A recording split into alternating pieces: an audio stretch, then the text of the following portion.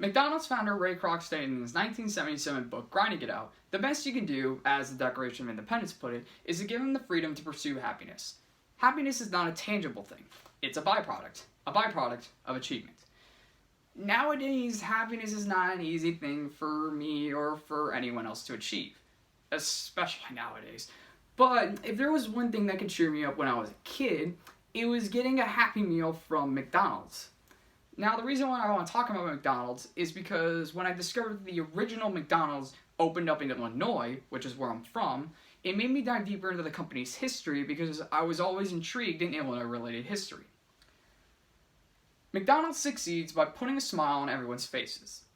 Through its history, products, goals, profits, and ever-expanding market, McDonald's has become a global phenomenon. McDonald's succeeds by putting a smile on everyone's faces by adapting the speedy service system. The speedy service system was a fast food service system in the 1940s and the 1950s, owned by Richard and Maurice McDonald. It was a drive-in burger stand in California, so it wasn't that big. But one day, entrepreneur Ray Kroc founded the burger stand and was impressed by how successfully fast the service actually was. So he decided to buy them out and spread it across the country, and he changed the name to McDonald's. From John Love's 1995 book, McDonald's Behind the Arches, Kroc immediately saw the potential for expanding McDonald's nationwide. Unlike the homebound McDonald's, he had traveled extensively and he could envision hundreds of large and small markets where McDonald's could be located. He knew the existing food service businesses and understood how McDonald's unit could be a formidable competitor. So Kroc wanted to spread this across the country because he saw just how satisfying it was to get his food in a snap. And so he decided that this could be a successful way to bring it across the country. However, it was a successor for a Turner that would make it into the fast food restaurant service that it is today.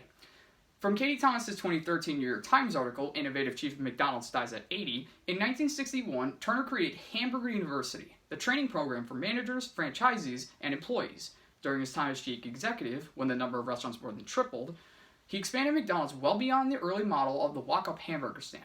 Under his watch, the company increased indoor seating and introduced the drive-thru. So with the history of McDonald's is a very interesting one, as it changed how people got their food.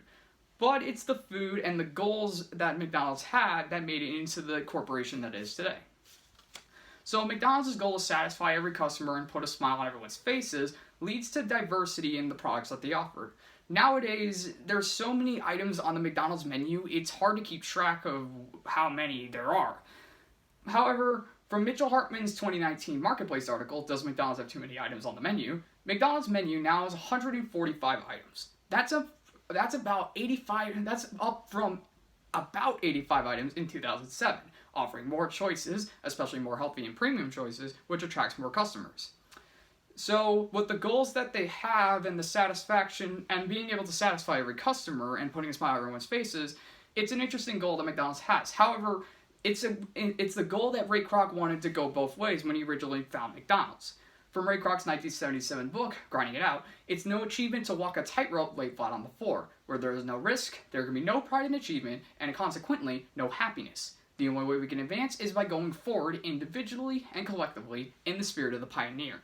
So what Kroc means by this is that not only should the customers be satisfied with their service, but the corporation themselves should be satisfied with the hard achievements that they're fulfilling. Because, like Kroc said, an easy achievement is not one to be happy about.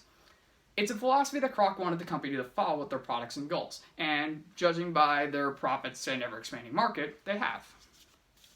So McDonald's spread of happiness across the world has made them into a multi-billion-dollar international corporation. Over the last few decades, McDonald's revenue has only gone into the billions, as they now stretch into $20 billion.